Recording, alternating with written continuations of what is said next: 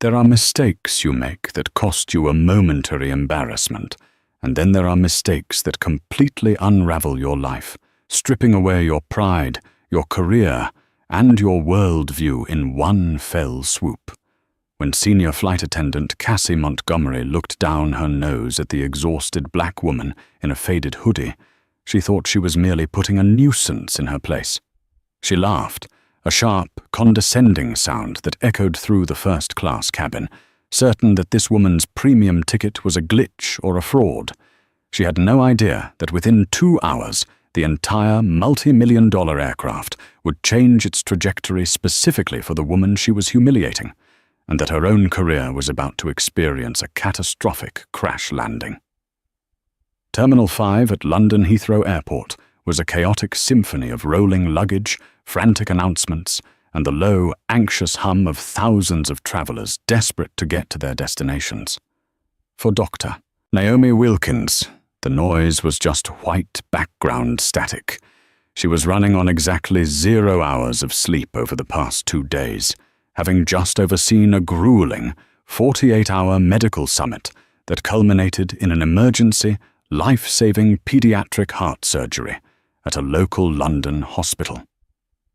Now, all she wanted to do was board Trans-Global Airways Flight 408 to New York, recline her seat into a flatbed, and sleep until the wheels hit the tarmac at JFK.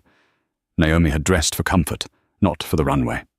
She wore a pair of well-loved charcoal joggers, a plain black t-shirt, and an oversized, faded maroon hoodie that bore the faint crest of her alma mater, Johns Hopkins. Her natural hair was pulled back into a simple, slightly messy bun, and the dark circles under her eyes spoke volumes of the grueling schedule she maintained as one of the world's preeminent cardiothoracic transplant surgeons. She didn't carry a Louis Vuitton duffel or a sleek Rimowa suitcase. She carried a worn leather messenger bag that held her medical journals, a secure satellite phone, and the weight of her responsibilities. Waiting at Gate B42 was Cassie Montgomery. Cassie was a 12-year veteran of the skies, a senior flight attendant who wore her tailored navy blue uniform like a suit of armor. To Cassie, the first-class cabin wasn't just a seating arrangement. It was an exclusive country club, and she was the self-appointed bouncer.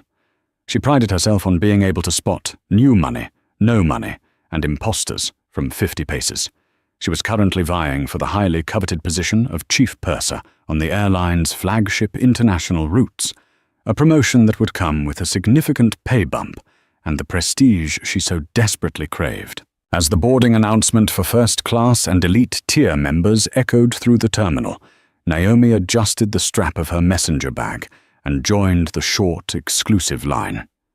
She was the third person in the queue. Cassie, standing behind the boarding podium alongside the gate agent, Thomas, scanned the approaching passengers. Her eyes skipped over a wealthy-looking businessman in a bespoke suit and landed abruptly on Naomi. Cassie's posture stiffened. The woman approaching did not fit Cassie's rigid, outdated mental image of a trans-global first-class passenger. She saw the sweatpants. She saw the tired face. And with a deep-seated, unconscious bias that permeated her every interaction, she saw a black woman who, in her mind, had clearly wandered into the wrong lane. "Excuse me, ma'am," Cassie intercepted, stepping slightly out from behind the podium to physically block Naomi's path. Her voice dripped with that specific brand of customer service sweetness that is entirely devoid of warmth. "This line is for first-class and Diamond Elite members only. Main cabin boarding hasn't been called yet. You'll need to step aside and wait for Group 5. Naomi blinked, pulling herself out of her exhaustion-induced fog. She looked at Cassie, then at the digital sign above the lane, clearly flashing first-class priority. "I'm in the right place," Naomi said, her voice quiet but steady. She reached into her pocket, pulling out her digital boarding pass on her phone. Cassie let out a small, breathy chuckle, a sound of pure condescension. "I highly doubt that, dear. Sometimes the third-party booking sites scramble the boarding zones. Let me point you toward the waiting area." "I don't need pointing," Naomi replied, her tone cooling significantly. She held out her phone. "Scan it." Thomas, the gate agent, reached for the scanner, but Cassie held up a manicured hand, stopping him. She leaned in, squinting at Naomi's screen. The screen brightly displayed, "Wilkins Naomi, Seat 2A, First Class." Cassie's perfectly drawn eyebrows knitted together. She didn't apologize. Instead, her suspicion deepened. "Seat 2A, that's our premier suite." She looked Naomi up and down, making no secret of her disdain for the maroon hoodie. "Did you use miles for an upgrade? Or is this an employee buddy pass? Because if it's a buddy pass, there's a strict dress code for the premium cabin, and sweatpants certainly violate it." "It's a full fare ticket, Miss Montgomery," Naomi said, reading the flight attendant's name tag. "Purchased directly through your airline. Now, if you are quite finished interrogating me, I would like to board." Cassie's face flushed beneath her immaculate foundation. She hated being corrected, and she especially hated the quiet, unbothered authority radiating from the woman in front of her. Reluctantly, she nodded to Thomas, who scanned the phone. The machine let out a cheerful ding, flashing a bright green light. "Have a good flight, Miss Wilkins," Thomas said quickly, trying to diffuse the tension. Cassie offered a tight, razor-thin smile. "Enjoy your flight," she practically hissed. As Naomi walked down the jet bridge, Cassie turned to Thomas and muttered, "Must have won a settlement. People like that always ruin the ambience for our real clients." Thomas shifted uncomfortably. "Cassie, her ticket cleared. Just leave it." "We'll see about that," Cassie whispered to herself, adjusting her silk scarf. She was determined to make sure the woman in the hoodie remembered her place. Stepping onto the Boeing 777, Naomi felt a momentary wave of relief as the cool, filtered air of the cabin hit her face. The first-class section was luxurious, featuring private pod-like suites with sliding doors, polished wood finishes, and soft ambient lighting. Naomi found seat 2A, stowed her worn leather bag in the overhead bin, and sank into the plush leather seat. She closed her eyes, letting out a long, shuddering sigh. The image of the tiny, fragile heart she had held just hours ago flickered through her mind. She needed rest, but Cassie Montgomery was not about to let that happen. Cassie had finished at the gate and moved into the cabin to assist with the pre-flight service. As she rolled the silver beverage cart down the wide aisle, she poured champagne for the businessman in 1A, a man named Richard Sterling. Richard was the CEO of a mid-tier pharmaceutical company, a man who wore his wealth loudly and expected everyone to bow to it. "Always a pleasure, Cassie," Richard said, taking the crystal flute. He cast a sideways glance across the aisle at Naomi, who was trying to adjust her blanket. He scoffed audibly. "Though it seems Transglobal is lowering its standards, are we letting backpackers into the suites now?" Cassie let out that sharp, condescending laugh again, loud enough for Naomi to hear. "Unfortunately, Mr. Sterling, the computer systems sometimes glitch and allow unconventional upgrades. Rest assured, I won't let it disrupt your experience." Naomi kept her eyes closed, though her jaw tightened. She had dealt with people like Cassie and Richard her entire life. She had fought her way through male-dominated medical schools, faced down racist hospital administrators, and built a career that commanded international respect. A snobby flight attendant and a pompous businessman were merely gnats in the grand scheme of her life. A moment later, Cassie stopped abruptly beside Naomi's suite. "Excuse me," Cassie said sharply. Naomi opened one eye. "Yes? I need to see your boarding pass again." Naomi sat up slowly. The gate agent just scanned it. The light was green. "I am the senior attendant in this cabin, and I need to verify that you belong in seat 2A. There has been a seating discrepancy, and we are currently overbooked in economy. I need to ensure you haven't taken the wrong seat." Cassie's voice was elevated, designed to attract the attention of the other passengers. She wanted an audience. She wanted to shame the woman in the hoodie. Across the aisle, Richard Sterling chuckled over his champagne. Naomi didn't raise her voice. She didn't yell. She simply retrieved her phone, pulled up the digital pass, and held it out. "As you can see, 2A. Cassie glared at the screen. "And your ID? I need to make sure the name on the ticket matches the passenger." This was a blatant violation of protocol. Flight attendants do not check IDs at the seat unless there is a severe, documented security threat. Naomi knew this. Cassie knew this. But Cassie was banking on Naomi being intimidated. "Are you asking Mr. Sterling for his ID?" Naomi asked, her voice dropping to a dangerous, icy calm. "Mr. Sterling is a known frequent flyer," Cassie snapped. "You, on the other hand, are not in our system as an elite member, and your attire suggests you might not be familiar with premium cabin regulations. Hand over the ID, or I will call the captain and have you removed from the aircraft for failing to comply with crew instructions." It was a blatant threat. Naomi stared at Cassie for a long, agonizing moment. The silence in the cabin was deafening. Slowly, Naomi reached into her bag, pulled out her passport, and handed it over.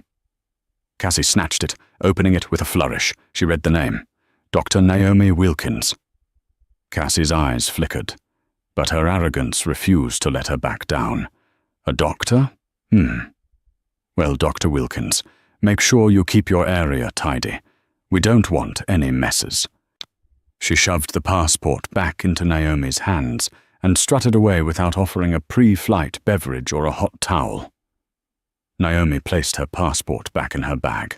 Her hands were shaking, not from fear, but from a deeply suppressed, volcanic anger. She took a deep breath, reciting the steps of a complex arterial bypass in her head to calm her heart rate. "Let it go," she told herself. "Just get to New York." The heavy Boeing 777 pushed back from the gate and roared into the overcast London sky, breaking through the clouds to find the smooth, blinding sunlight of cruising altitude. As the seatbelt signs chimed off, the cabin crew sprang into action.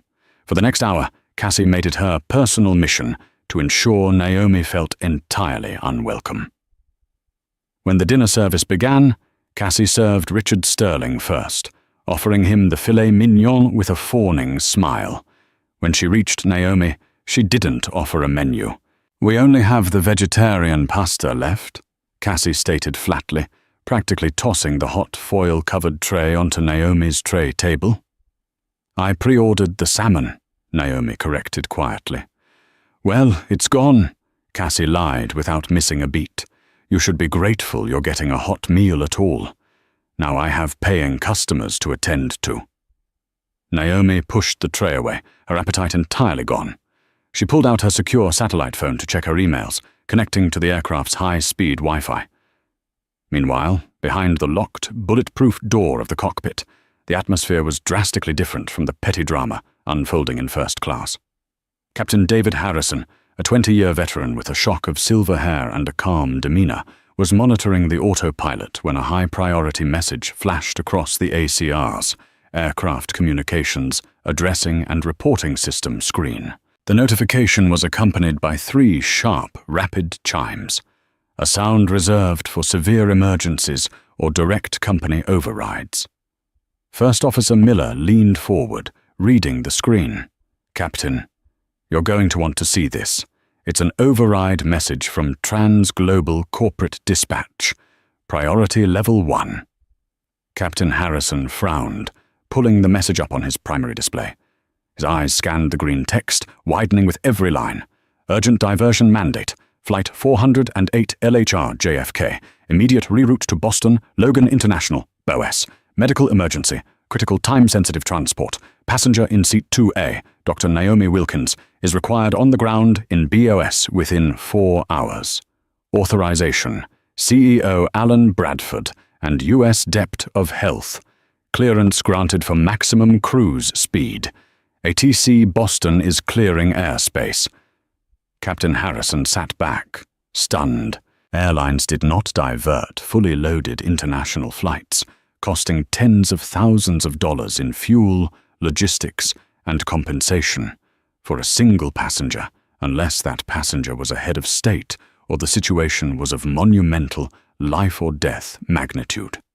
To have the CEO of the airline personally authorize a diversion meant the woman in seat 2A was arguably the most important person in the sky right now. "Who is Dr. Naomi Wilkins?" Miller asked, his voice hushed. "I don't know," Harrison replied, his hands already moving to the flight management computer to punch in the new coordinates. "But if Bradford authorized this, she's holding someone's life SLRs and Hernandez in her hands. Contact Gander Control. Tell them we are declaring a priority diversion to Boston Logan. I need a direct route, no vectoring." As Miller got on the radio, Captain Harrison unbuckled his harness. "I need to go speak to her personally. Brief her on the ETA. Keep the throttle pushed to the red line, Miller." Back in the first-class cabin, Cassie Montgomery was standing in the aisle next to Richard Sterling, pouring him another glass of expensive red wine and laughing at a terrible joke he had just made. Naomi had pressed her call button 5 minutes ago to ask for a glass of water. Cassie had seen the light illuminate above 2A, rolled her eyes, and deliberately ignored it. "Honestly, Richard," Cassie was saying, her voice carrying easily in the quiet cabin, "it's exhausting. You spend years cultivating a premium experience, and then they let anyone in a dirty sweatshirt occupy the best seat on the plane. It completely ruins the prestige." "You should write her up," Richard agreed, swirling his wine. "Tell the captain she's being disruptive. I'll back you up. Get her banned." "Oh, believe me, I've already made a note in her passenger file," Cassie smirked.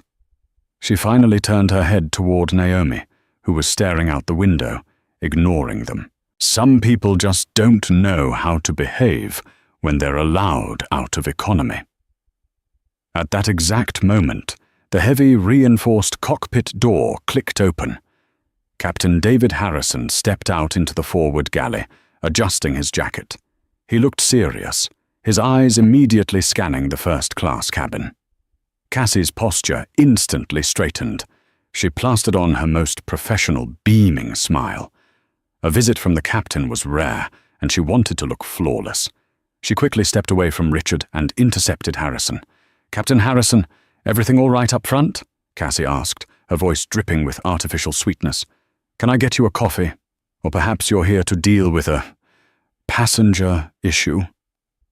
She shot a sly, vindictive glance toward seat 2A.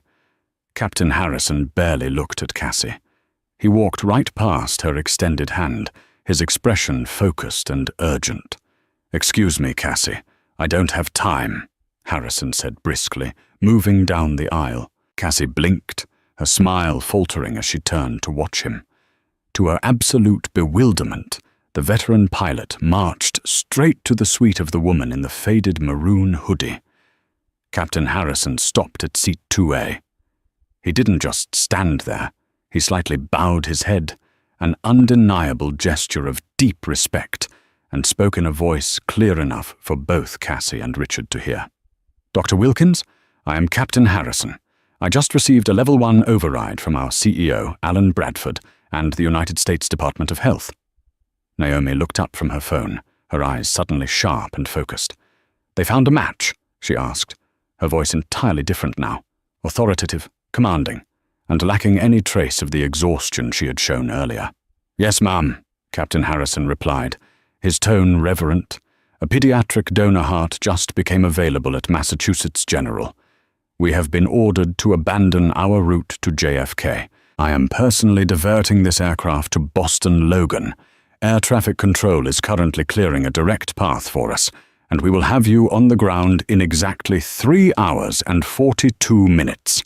A helicopter is already standing by on the Logan tarmac to take you directly to the surgical theater."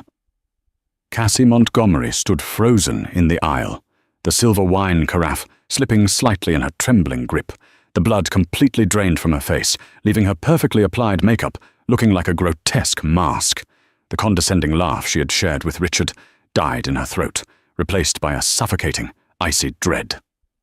The silence that fell over the first-class cabin was absolute, broken only by the steady, muffled roar of the Boeing 777's massive twin engines. Captain Harrison's words hung in the air, heavy and undeniable, completely obliterating the false reality Cassie Montgomery had constructed just moments before. Cassie's grip on the wine carafe faltered.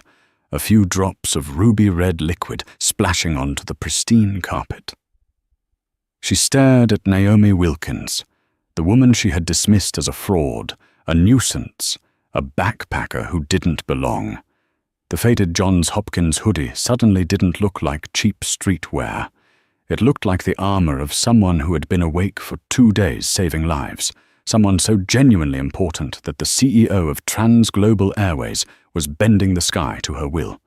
"Thank you, Captain," Naomi said, her voice crisp and commanding, entirely devoid of the weary patience she had shown Cassie. "Please patch me through to Dr. William Arnett at Massachusetts General on the secure line. I need the latest echocardiogram results for the recipient, and I need to confirm the ischemic time for the donor heart. Every minute is going to count." "Right away, Dr. Wilkins," Harrison nodded deferentially. "I'll have the first officer route the call directly to your headset." Harrison turned to leave, but his sharp eyes caught sight of Naomi's tray table. He paused, his brow furrowing. He looked at the foil-covered vegetarian pasta, then at the empty glass, and finally at the call button light illuminating the panel above Naomi's head. "Dr. Wilkins, is everything all right with your service?" the captain asked, his tone shifting from professional urgency to protective concern. "I was informed you pre-ordered the salmon." Naomi didn't look at Cassie. She kept her eyes on her tablet, rapidly pulling up medical charts. "I was told it was unavailable, Captain, and I've been waiting for a glass of water for about 10 minutes. Harrison's head snapped toward Cassie. The look in his eyes was lethal. A veteran pilot, Harrison knew exactly how his crew was supposed to operate, and he knew a catastrophic failure of hospitality when he saw one. "Cassie," Harrison said, his voice dangerously low. Cassie jumped, practically dropping the carafe. Yes, Captain." Why is the passenger whose presence on this aircraft just triggered a Level 1 corporate override eating leftover economy pasta? And why is her call light being ignored? I, Cassie stammered, the blood rushing to her cheeks. The flawless, icy composure she wielded like a weapon had vanished. "There was a mix-up with the catering, Captain, and I was just attending to Mr. Sterling." Across the aisle, Richard Sterling, the pompous pharmaceutical CEO, suddenly found the stitching on his leather seat intensely fascinating. The man who had just suggested having Naomi banned shrank back, desperate to distance himself from the impending blast radius. "Fix it," Harrison ordered coldly. "Now, bring Dr. Wilkins whatever she needs, and if I hear that she has experienced so much as a misplaced napkin for the remainder of this flight, you and I will be having a very different conversation on the ground." "Understood, Captain," Cassie whispered, her voice trembling. Harrison gave Naomi one last respectful nod and strode back towards the cockpit, the heavy reinforced door clicking shut behind him. The moment he was gone, the atmosphere in the cabin shifted from shock to palpable tension. Naomi slipped her noise-cancelling headset over her ears, instantly connecting with the surgical team waiting in Boston. She spoke in rapid, highly technical terms, her focus absolute. Cassie stood frozen in the aisle for an agonizing 30 seconds. Her mind was racing. She was a senior flight attendant vying for chief purser. A complaint from a passenger of this magnitude, a passenger whose flight path was being monitored by the CEO of the airline, wouldn't just stall her promotion, it could terminate her career. Panic, hot and sour, bubbled in her chest. She had to fix this. She had to grovel. She hurried to the forward galley, her hands shaking as she discarded the vegetarian pasta. She pulled the reserved, premium king salmon fillet from the warming oven, the one she had intentionally hidden away out of sheer spite. She plated it on fine china, adding a fresh side of asparagus and a perfectly chilled glass of sparkling water. She even grabbed a small tin of the reserve beluga caviar, an amenity usually reserved only for international heads of state. Taking a deep breath to steady herself, Cassie walked back out into the cabin and approached seat 2A. "Dr. Wilkins," Cassie murmured, her voice dripping with a saccharine, desperate sweetness. Naomi held up a single finger, signaling for silence as she finished her sentence into the headset. Yes, Dr. Arnett, prep the bypass machine. I'll be in the OR within 14 minutes of touchdown. Keep the donor heart on the rig. She muted the microphone and finally turned her gaze to Cassie. The look in Naomi's eyes was not angry. It was worse. It was clinical. It was the look of a scientist observing a particularly uninteresting specimen under a microscope. "I brought your salmon, Doctor," Cassie said, forcing a smile that didn't reach her panicked eyes. "And some caviar, with my deepest apologies for the confusion earlier. It has been a very chaotic boarding process, and I completely misunderstood the situation." "There was no confusion, Miss Montgomery," Naomi replied smoothly, not reaching for the food. "You looked at me, you looked at my clothes, and you made an assessment based on your own prejudices. You assumed I was beneath you, and you weaponized your authority to try and humiliate me. No, please, Doctor, that's not—" "I don't need the caviar," Naomi interrupted, her voice a quiet, devastating blade. "And I don't want the salmon you lied about 10 minutes ago. What I want is for you to step away from my suite so I can prepare to save a 7-year-old girl's life. Do you understand?" Cassie swallowed hard, the tray trembling in her hands. Yes. Yes, Doctor." She backed away, her face burning with a humiliation so profound it made her dizzy. As she retreated to the galley, the aircraft suddenly banked sharply to the right. The subtle shift in gravity was followed by the chime of the PA system. Captain Harrison's voice filled the entire aircraft, calm but echoing with authority. "Ladies and gentlemen, this is your captain speaking. You may have noticed a change in our heading. We have just been issued an emergency priority, routing by Trans-Global Airways and Air Traffic Control. We are diverting immediately to Boston Logan International Airport." A collective groan of confusion and frustration rippled through the economy and business class cabins behind them. Missed connections, ruined vacations, delayed meetings. The ripple effect of a diverted heavy jet was massive. The captain continued. "I understand this is incredibly frustrating for many of you. However, this diversion is not due to a mechanical issue. We are carrying a world-renowned pediatric transplant surgeon who is urgently needed to perform a life-saving heart transplant on a young child in Boston. Every second matters. We are flying at maximum speed and will have her on the ground as quickly as safely possible. Trans-Global Airways will assist all of you with rebooking and accommodations upon arrival. Thank you for your patience and understanding as we help save a life today." The groans instantly ceased. In their place, a wave of applause actually broke out from the business class section, just behind the bulkhead. The gravity of the situation completely shifted the mood of the 300 passengers on board. Cassie leaned against the cold stainless steel counter of the galley, closing her eyes. The applause felt like physical blows. She had tried to deny boarding to the hero of the flight. She had threatened to call security on the woman everyone was currently cheering for. Her tablet, secured to the galley wall, suddenly pinged with an incoming priority message. It was a direct communication from the chief purser's desk at Trans-Global Corporate in Chicago. Cassie's heart dropped into her stomach. With a trembling finger, she tapped the screen to open it. "To Montgomery, Cassie, Senior FA, Flight 408, from Office of Passenger Experience and Corporate HR. Subject, immediate suspension pending investigation.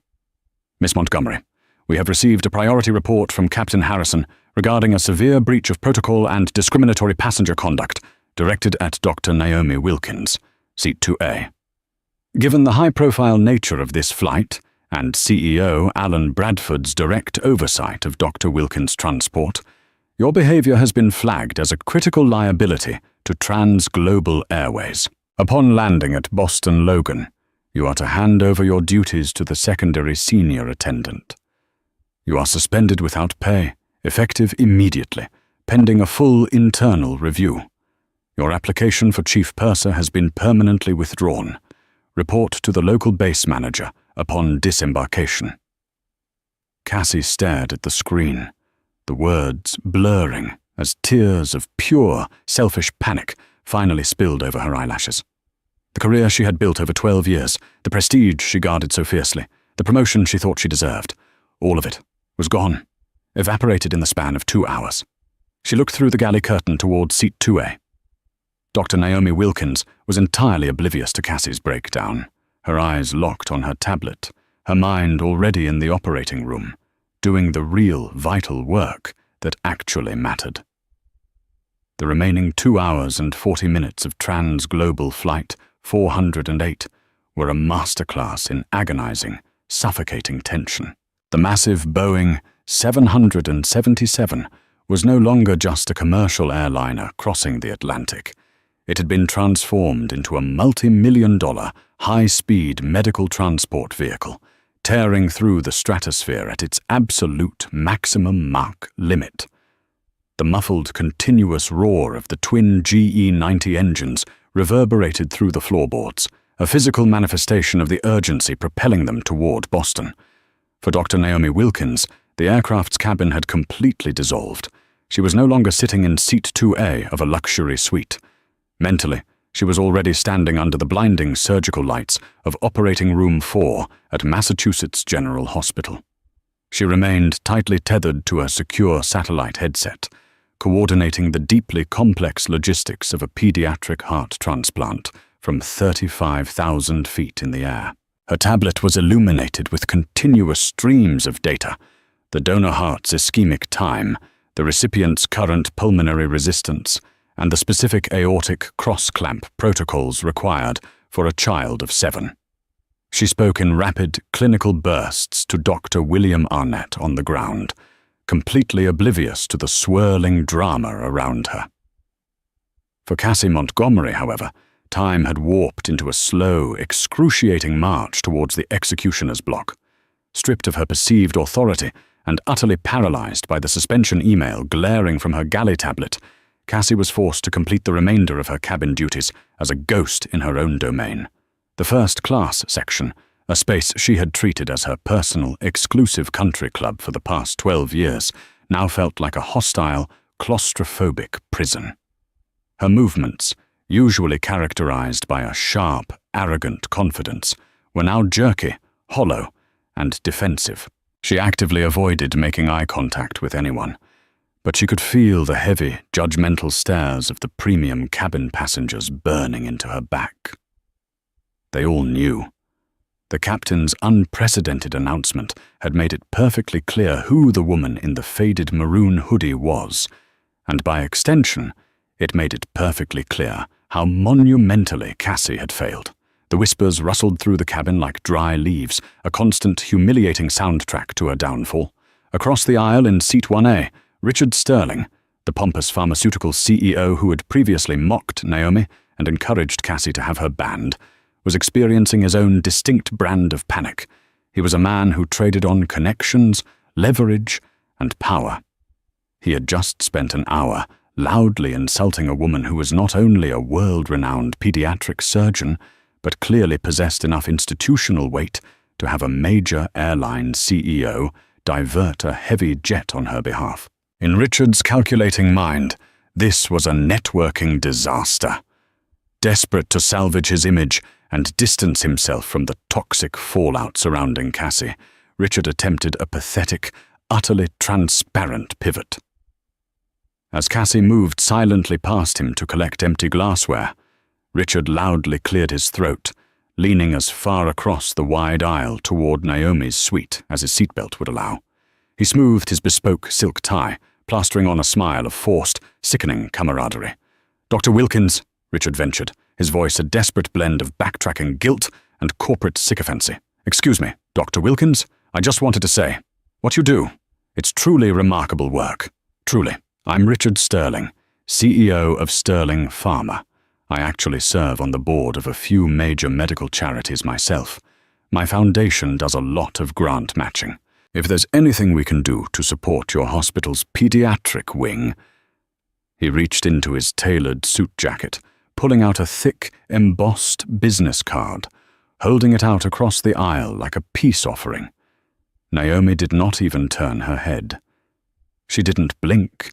She merely pressed a button on the side of her headset to adjust the volume, spoke a rapid command regarding the bypass machine's prime volume to Dr. Arnett, and kept her eyes locked on the digital echocardiogram on her tablet. She rendered Richard Sterling, his millions, and his fragile ego entirely invisible. Richard's hand hung suspended in the empty air for a long, agonizing 10 seconds. The silence in the cabin amplified the rejection. Slowly, his face flushed a deep, mottled red, the color creeping up his neck and settling in his cheeks. Humiliated into silence, he retracted his hand, slid the business card back into his pocket, and sank deeply into his leather seat, staring straight ahead for the remainder of the flight. Naomi had delivered the ultimate insult to a man of his stature: absolute, unbothered apathy. Meanwhile, behind the reinforced, bulletproof door of the flight deck, the atmosphere was a stark contrast of extreme, coordinated professionalism. Captain David Harrison and First Officer Miller were executing a highly aggressive flight profile, burning heavy fuel to maintain top speed. The radio crackled with a specialized urgency. "Transglobal 408 Heavy, this is Boston Center. Be advised, we have cleared a continuous descent profile for you. You have priority handling over all inbound traffic. No vectoring. Expect a straight-in visual approach for runway 22 AL.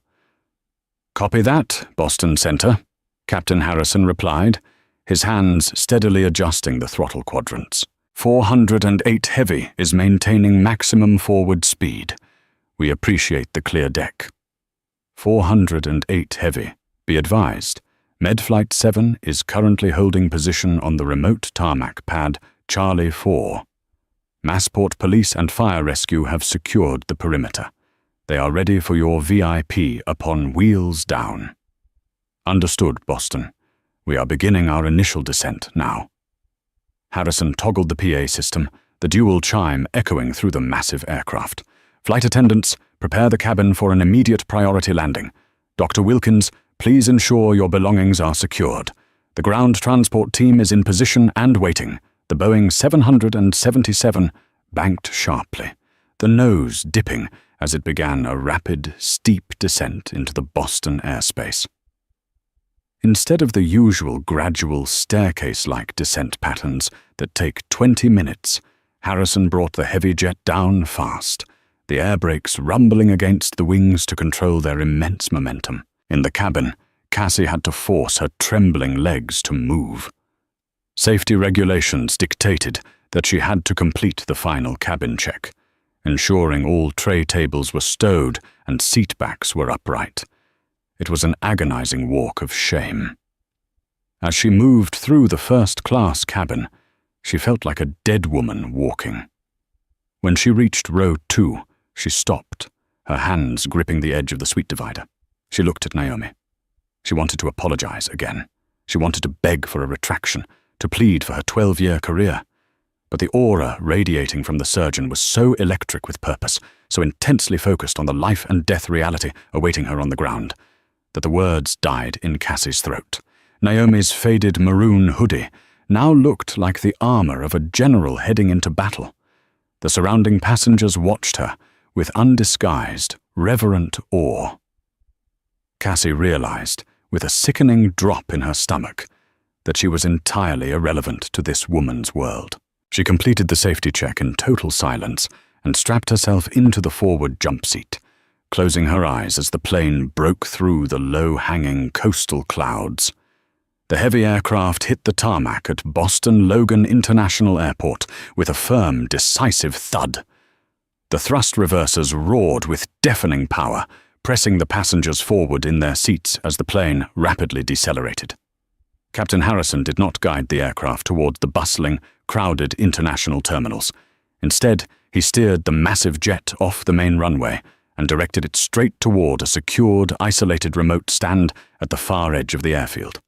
As the plane came to a halt, the view out of the first-class windows was nothing short of cinematic.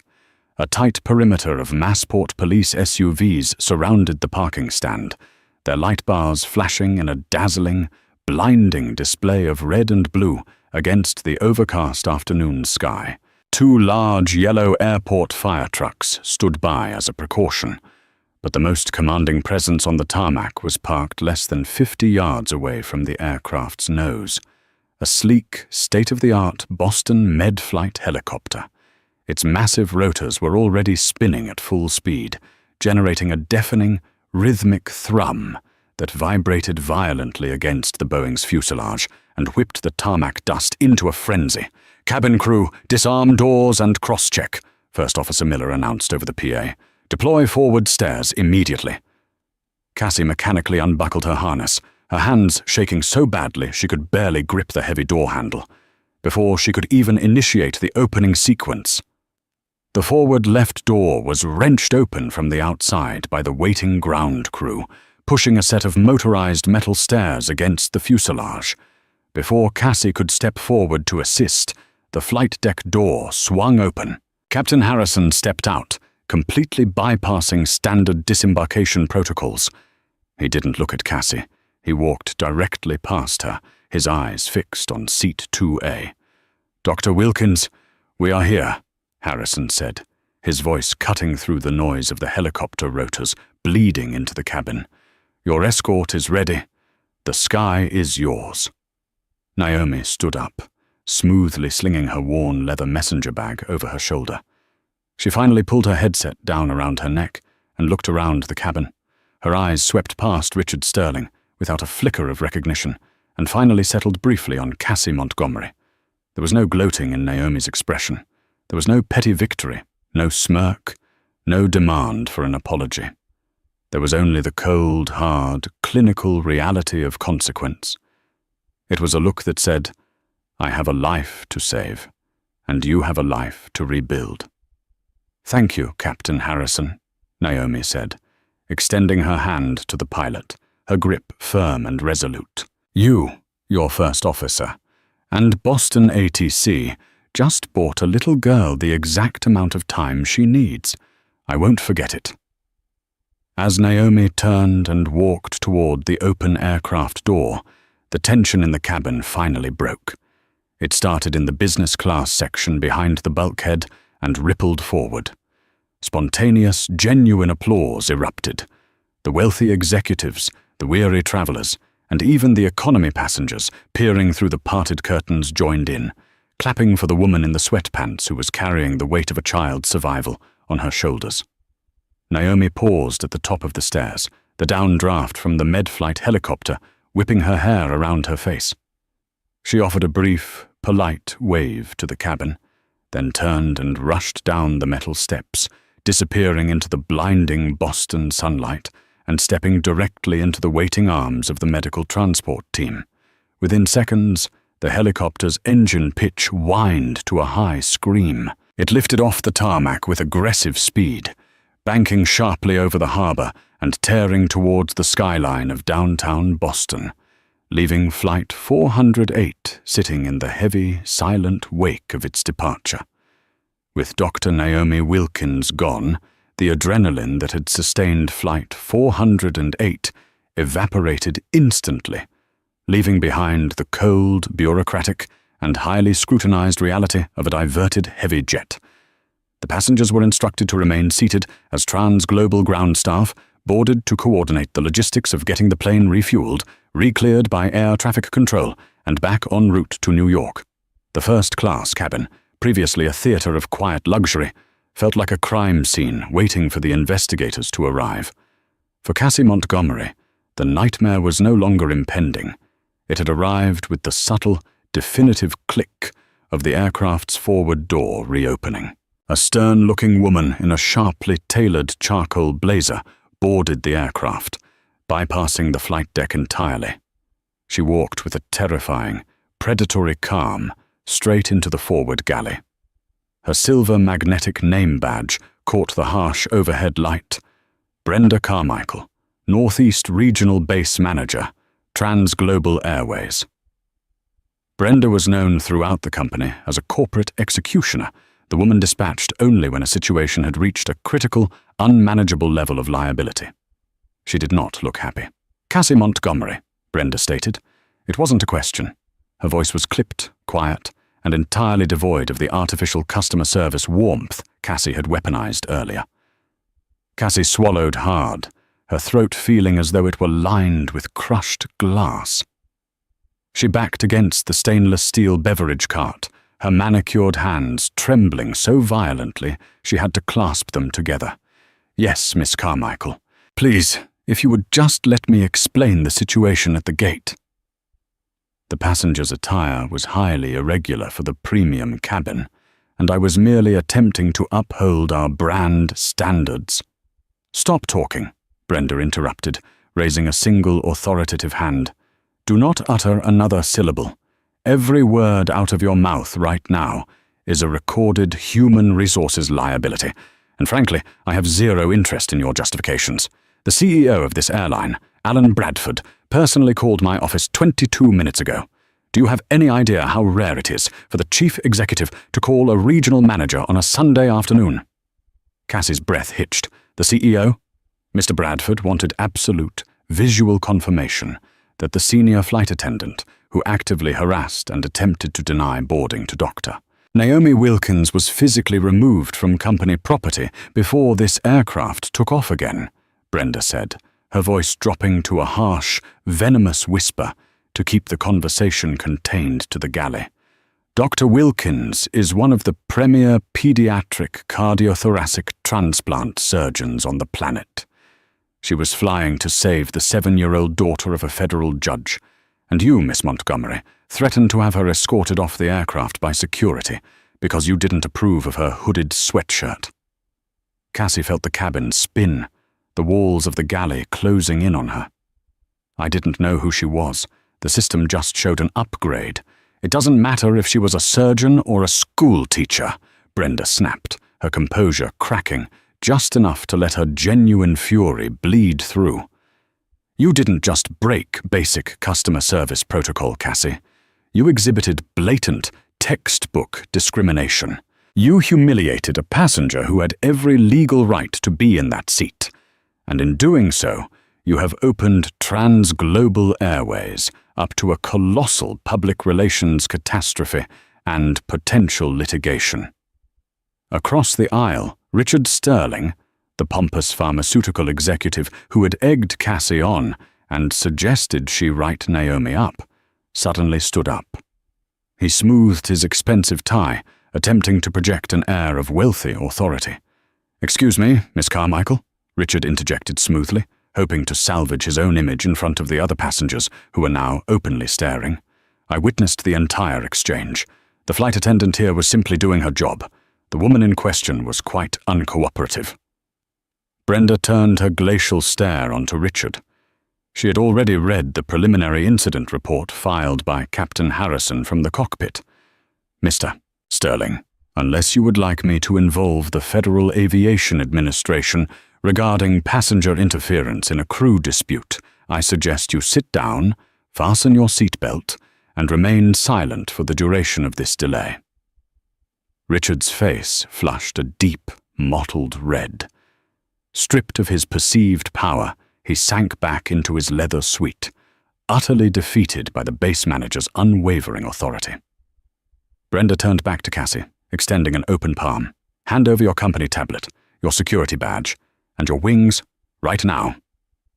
Right there, in the forward galley, with the first-class passengers watching in dead silence, Cassie Montgomery was systematically stripped of her entire identity. The career she had built over 12 years, the prestige she guarded so fiercely, the promotion she thought was rightfully hers, all of it evaporated. With shaking fingers, she unpinned the silver wings from her navy blue lapel. They felt heavier than lead. She handed them over, along with her ID and the tablet that connected her to the company network. "There is a mass transit shuttle waiting at the bottom of the tarmac stairs to take you to the main terminal," Brenda stated coldly, stepping aside to clear the path. "A formal termination letter, outlining your gross misconduct, will be couriered to your home address by the end of the week, effective immediately. You are permanently blacklisted from Trans-Global Airways and all of our Global Alliance partners." Cassie retrieved her rolling suitcase from the crew closet.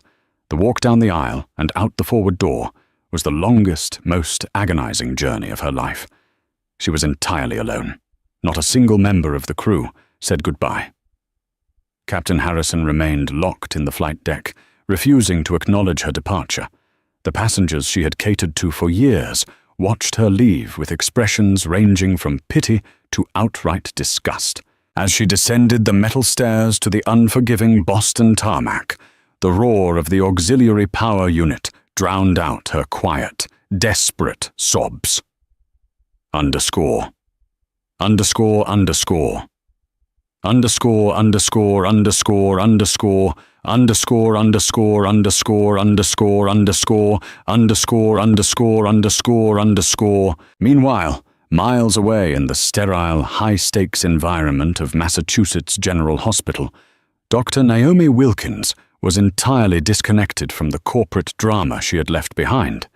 She had scrubbed in within 14 minutes of the helicopter touching down on the hospital roof. The operating room was a symphony of controlled chaos. Monitors beeped rhythmically, and the surgical team moved with practiced precision. On the table lay Lily, a fragile 7-year-old girl whose failing heart was giving out faster than anyone had anticipated. The donor heart, transported on a specialized perfusion rig, had arrived with mere minutes to spare on the ischemic clock. Naomi's exhaustion vanished, replaced by the razor-sharp focus that made her a legend in her field. For 6 grueling hours, she navigated complex vascular structures, her hands steady, her mind completely clear. She didn't think about Cassie Montgomery, the delayed flight, or the faded maroon hoodie now sitting in her locker. She thought only of the tiny organ she was suturing into place. When the clamps were finally removed, the room held its collective breath. For a terrifying 2 seconds, nothing happened. Then the new heart shuddered, seized, and began to beat. It was a strong, steady rhythm. Life.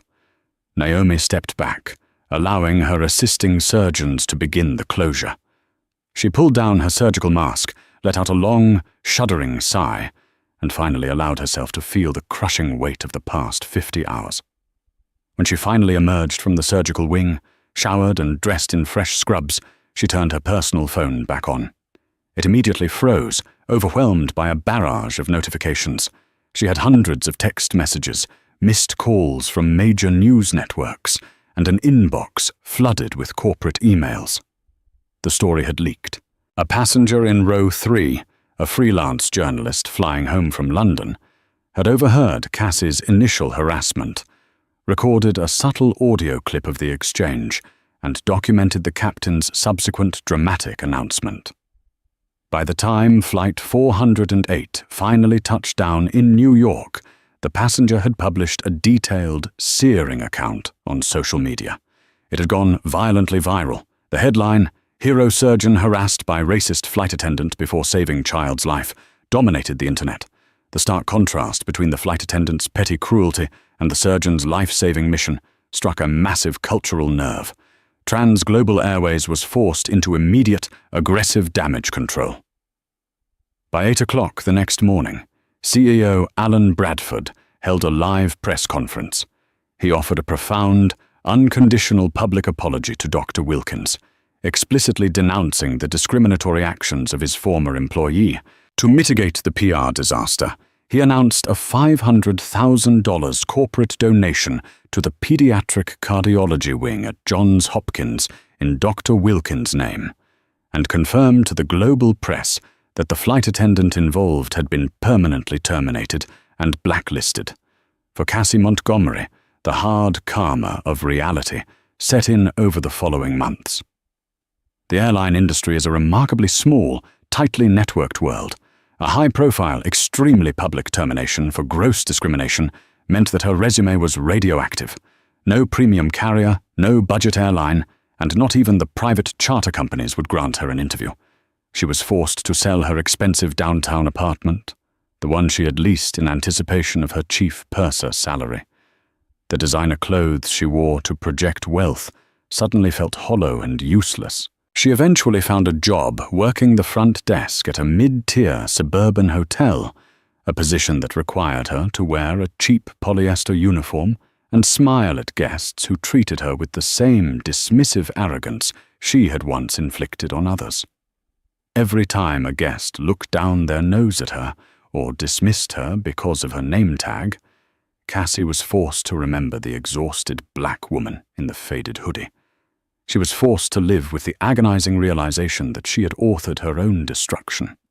She had allowed her superficial biases to completely blind her, and the universe had responded by stripping away everything she valued, leaving her grounded, humbled, and forever exiled from the skies she had once believed she ruled. The story of Flight 408 is a stark, real-world reminder of the destructive power of prejudice and the unyielding nature of consequence. Cassie Montgomery allowed her superficial biases to dictate her reality, assuming that worth is measured by designer labels and boarding passes. In her arrogance, she attempted to diminish a woman whose actual value was measured in the lives she saved. Dr. Naomi Wilkins' silent dignity and unwavering focus highlighted the profound difference between perceived status and true greatness. When karma arrived, it didn't come in the form of a shouting match. It came as a quiet, devastating realignment of reality, orchestrated by the highest levels of authority.